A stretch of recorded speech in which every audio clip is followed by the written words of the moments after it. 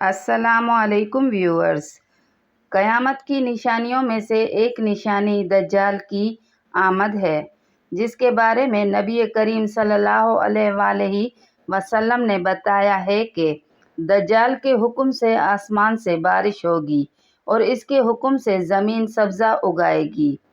وہ چاہے گا تو زمین خشک اور بنجر ہو جائے گی اور لوگ قحط سے دوچار ہو جائیں گے، اور دجال کے کہنے پر زمین کے خزانے باہر نکل کر شہد کی مکھیوں کی طرح اس کے پیچھے چلیں گے۔ اس بنا پر لوگ اس کی دعوت قبول کر کے اس پر ایمان لے آئیں گے اور اس کی بتائی گئی گمراہیوں کی جانب چل پڑیں گے۔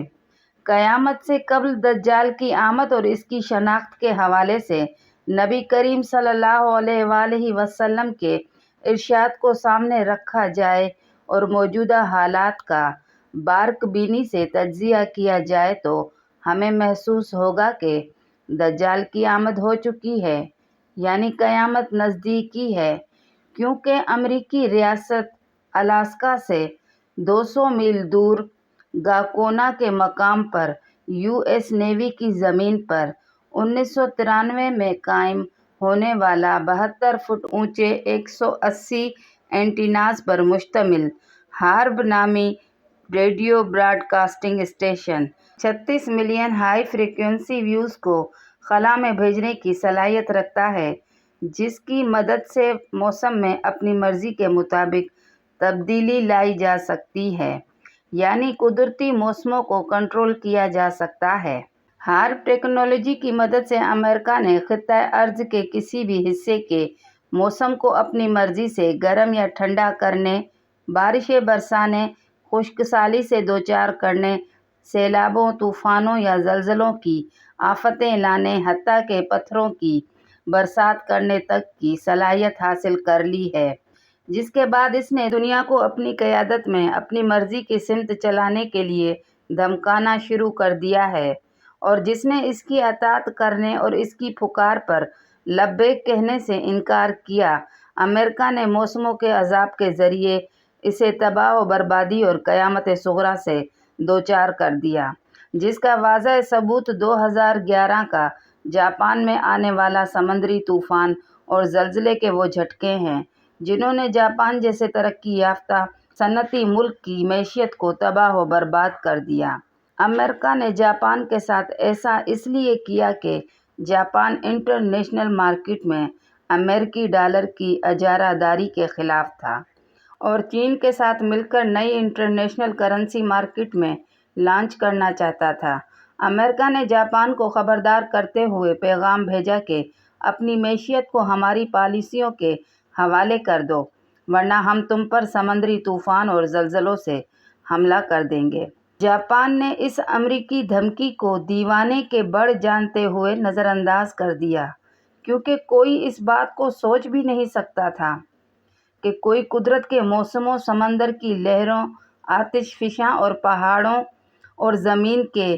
پرتوں کو بھی کنٹرول کر سکتا ہے۔ مگر پھر دنیا نے دیکھا کہ امریکی دھمکی کے عین مطابق 11 مارچ 2011 کو سمندر کی لہریں جاپان پر چڑھ دوڑیں اور زلزلے کے جھٹکوں نے جاپان میں وہ تباہی مچا دی جس سے اب تک یعنی 11 برس بعد بھی جاپان باہر نہیں نکل پایا ہے۔ پاکستان میں صنعتی اور تجارتی شہروں اور پوش ایریاز کو چھوڑ کر پنجاب، بلوچستان، خیبر پختونخوا اور سندھ کے دیہاتوں میں مسلسل طوفانی بارشوں اور ان کے نتیجے میں ہونے والی اندھوناک تباہی کو پاکستان کے خلاف امریکی سازش قرار دیتے ہوئے محکمہ موسمیات کے ملازم نے کہا ہے کہ حالیہ برساتوں کا سسٹم اگر قدرتی ہوتا تو صرف پاکستان کے دیہاتوں کو ہی نشانہ نہیں بناتا، بلکہ کراچی، لاہور اور پشاور جیسے بڑے بڑے شہروں میں بھی تباہی مچاتا، اور بنگلہ دیش، ایران، بھارت کے ساتھ افغانستان بھی اس کی زرد میں آتے، مگر ایسا نہیں ہوا، بلکہ برساتوں نے صرف پاکستان میں ہی تباہی مچائی، جس نے پاکستان کو نصف صدی پیچھے پہنچا دیا ہے۔ پاکستان میں ہونے والے تباہ کن برساتوں اور ان کے نتیجے میں آنے والے بھیانک سیلاب کی قدرتی حقیقت پر شکوک و شبہات کا شکار کرتے ہوئے محکمہ موسمیات کے ملازم کا کہنا ہے کہ مجھے شک نہیں بلکہ یقین ہے کہ موجودہ برساتوں کا سسٹم قدرتی نہیں بلکہ مصنوعی ہے، جس کے لیے ہارپ ٹیکنالوجی کا استعمال کرتے ہوئے سازش کی گئی۔ پاکستان کا محکمہ موسمیات پرویز مشرف کے دور حکومت میں ہارپ ٹیکنالوجی کے ذریعے مصنوعی بارشیں برسانے کا کامیاب تجربہ کر چکا ہے، جس کا ریکارڈ سرکاری فائلوں میں موجود ہے۔ پاکستان میں ہونے والی مسلسل برساتوں اور ان کے نتیجے میں آنے والے سیلاب سے ہونے والی تباہ کاری پر تأسف کا اظہار کرتے ہوئے شک ظاہر کیا ہے کہ ان برساتوں کے پیچھے امریکہ کا سازشی ہاتھ ہے۔ اب سوچنا یہ ہوگا کہ امریکہ نے ہارپ ٹیکنالوجی کی مدد سے پاکستان کو سیلابی پانی میں غرق کر کے اس کی معیشت کو تباہ کرنے کی سازش کیوں کی، تو اس کا درست جواب تو وقت ہی دے گا۔ البتہ یہ کہا جا سکتا ہے کہ پاکستان کے ایٹمی اثاثوں سے خوفزدہ دجال یعنی امریکہ پاکستان کی ایٹمی اثاثوں کو رول بیک کرانے اور اس پر قبضے کی خواہش رکھتا ہے، مگر اس کے لیے اسے سازگار ماحول میسر نہیں آ رہا ہے، ورنہ شاید اپنے مقاصد کی سازگاری کے لیے امریکہ نے پاکستان کو مصنوعی برساتوں کے ذریعے سیلابی ریلوں میں غرق کرنے کی کوشش کی ہے، تاکہ ایک جانب حکومت خوفزدہ ہو کر دفاعی پوزیشن پر رہتے ہوئے امریکہ کی ہر بات پر امنا اور صدقنا کہتے ہوئے اس پر ایمان لے آئے، اور دوسری جانب بحالی اور تعمیر نو کے لیے قومی اثاثے گروی رکھنے یا انہیں فروخت کرنے پر مجبور ہو جائے، تاکہ دیگر ممالک اور کمپنیوں کی آڑ میں امریکہ در پردہ انہیں خرید کر پاکستان میں اپنی براہ راست حکمرانی کے خواب کو عملی جامہ پہنا سکے، کیونکہ 27 کروڑ کی آبادی والے پاکستان میں 15 کروڑ سے زائد افراد سیلاب سے براہ راست متاثر ہوئے ہیں، لاکھوں مکانات منہدم ہو گئے ہیں، مال و مویشی بہہ گئے ہیں، ہزاروں افراد جان سے گئے ہیں، لاکھوں ایکڑ پر کھڑی فصلیں سیلاب کی نذر ہو گئی ہیں، جیسے ان کا کبھی کوئی وجود ہی نہ تھا۔ ایک محتاط اندازے کے مطابق پاکستان کو ان برساتوں اور سیلابوں سے 10 ارب ڈالر سے زائد کا نقصان ہوا ہے، جسے پورا کرنے اور عوام الناس کو پھر سے زندگی کی طرف لانے کے لیے ایک خطیر رقم اور طویل وقت کی ضرورت ہوگی۔ کسی بھی حکمراں خاندان، اعلیٰ سرکاری افسران، بڑے جاگیرداروں، وڈیروں،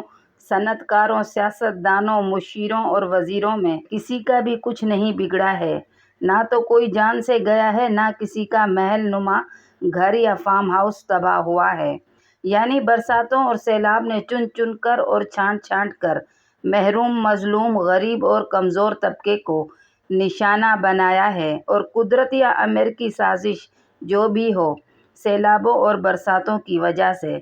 اس نے اشرفیہ کو ایک بار پھر بشک کر صرف مظلوم پاکستانیوں کو ہی نشانہ بنایا ہے۔ یعنی حقیقت میں دجال کا ظہور ہو چکا ہے اور قیامت قریب ہے۔ اب صرف وہی لوگ محفوظ رہیں گے جو دجال کی اطاعت کریں گے اور اس کے ایجنڈے کو نافذ کرنے میں معاون ثابت ہوں گے، جبکہ دجال کے خلاف آواز اٹھانے، نعرے لگانے اور اس کی اطاعت سے انکار کرنے والوں پر زندگی تنگ کر دی جائے گی اور وہ کہیں کے نہ رہیں گے۔